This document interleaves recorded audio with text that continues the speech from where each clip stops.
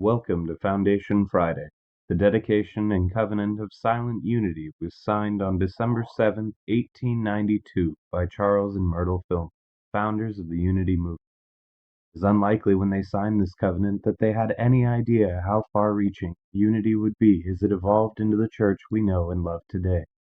We invite you to join us as we explore and share some of the original ideas, teachings, and writings of the men and women who created the foundation of the Unity Church. Hi, thank you for joining us for Foundation Friday. Today, I found something I hope you will see as a little treat. Today, we are going to explore The Golden Key to Prayer by Emmett Fox. Perhaps you know The Golden Key by Emmett Fox. It's much longer than what this is, and often we have classes to study the Golden Key and go deeper as it offers the key to happiness and joy. Well, this article I got off of truthunity.net, and it's also written by Emmett Fox. I hope you will enjoy The Golden Key to Prayer. I have compressed this essay into just a few pages. Had it been possible, I would have reduced it to as many lines. It is not intended to be an instructional treatise, but a practical recipe for getting out of trouble. Study and research are well on their own time and place, but no amount of either will get you out of a concrete difficulty. Nothing but practical work in your own consciousness will do that.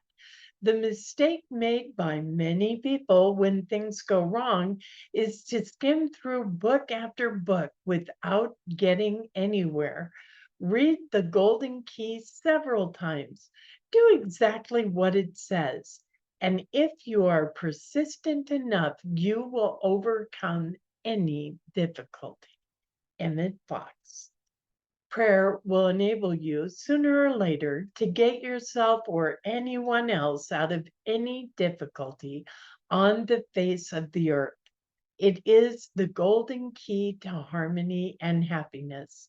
To those who have no acquaintance with the mightiest power in existence, this may appear to be a rash claim, but it needs only a fair trial to prove that, without a shadow of a doubt, it is a just one.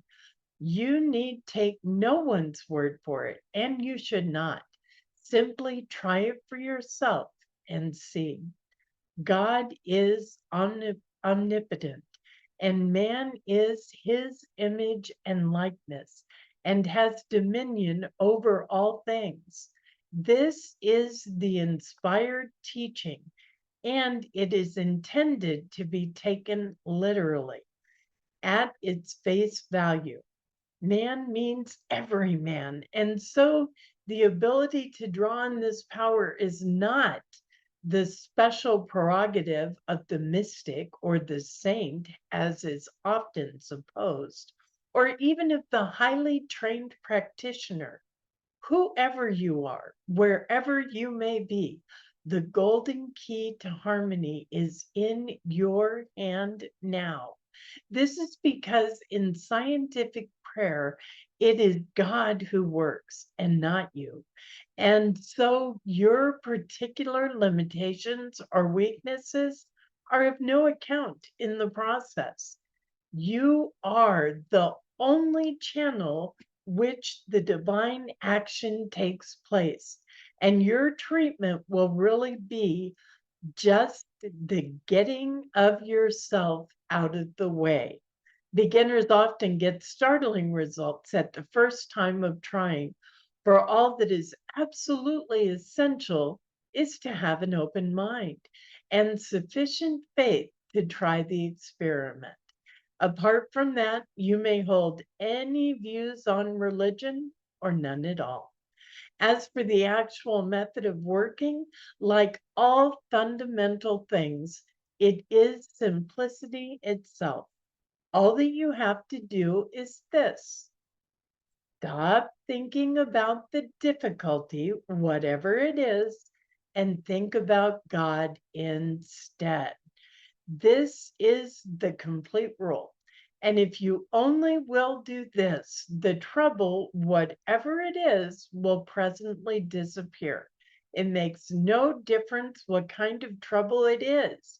It may be a big thing or a little thing. It may concern health, finance, a lawsuit, a quarrel, an accident, or anything else conceivable. But whatever it is, just stop thinking about it and think of God instead. That's all you have to do. The thing could not be simpler, could it? God Himself could scarcely have made it simpler, and yet it never fails to work when given a fair trial. Do not try to form a picture of God, which is impossible. Work by rehearsing anything or everything that you know about God.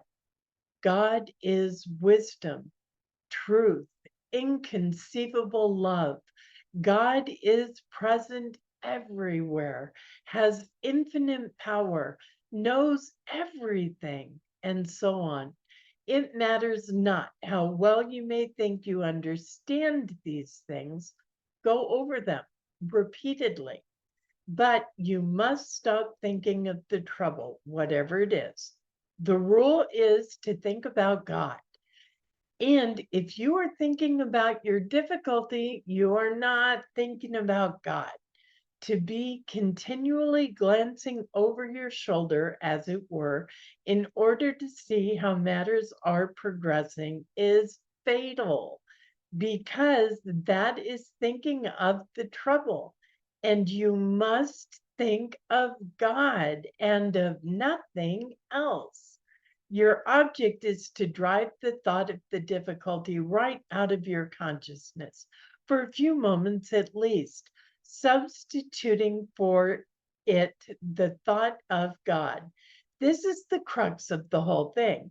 If you can become so absorbed in this consideration of the spiritual world that you really forget for a while all about the trouble concerning you, which you began to pray, you will presently find that you are safely and comfortably out of your difficulty, that your demonstration is made. In order to golden key a troublesome person or difficult situation, think, now I am going to golden key John or Mary or that threatened danger. Then proceed to drive all thought of John or Mary or the danger right out of your mind, replacing it by the thought of God. By working this way about a person, you are not seeking to influence his conduct in any way, except that you prevent him from injuring or annoying you, and you do him nothing but good. Thereafter, he is certain to be in some degree a better, wiser, and more spiritual person, just because you have golden keyed him. A pending lawsuit or other difficulty would probably fade out harmlessly without coming to a crisis, justice being done to all parties concerned. If you find that you can do this very quickly, you may repeat the operation several times a day with intervals in between. Be sure, however, each time you have done it, that you drop all thought of the matter until the next time. This is important. We have said that the golden key is simple, and so it is. But of course, it is not always easy to turn. If you are very frightened or worried, it might be difficult at first to get your thoughts away from material things. But by constantly repeating some statement of absolute truth that appeals to you, such as, there is no power but God, or I am the child of God, filled and surrounded by the perfect peace of God, or God is love, or God is guiding me now. Or perhaps best and simplest of all, God is with me. However mechanical or dead it may seem at first, you will soon find that the treatment has begun to take and that your mind is clearing. Do not struggle violently. Be quiet but insistent. Each time you find your attention wandering, just switch it straight back to God. Do not try to think out in advance what the solution of your difficulty will probably turn out to be. This is technically called outlining and will only delay the demonstration. Leave the question of ways and means strictly to God. You want to get out of your difficulty, and that is sufficient. You do your half, and God will never fail to do his. Whosoever shall call upon the name of the Lord shall be saved. Emmett Fox. Well, I hope you enjoyed the golden key of prayer. Thank you, as always, for joining us here for our Foundation Friday series. Namaste. Thank you for joining us, and let's stay connected and grow in spirit. We are on Facebook. Search for Unity Church of El Cajon and follow us and like our posts. You can reach us on YouTube at Unity Church of El Cajon. Please subscribe to our channel, watch our videos, and leave comments which can help us improve. We are on the web at unityofelcajon.org. Email or call our church office to receive our weekly newsletters, which lists all of our activities and opportunities to learn and grow together.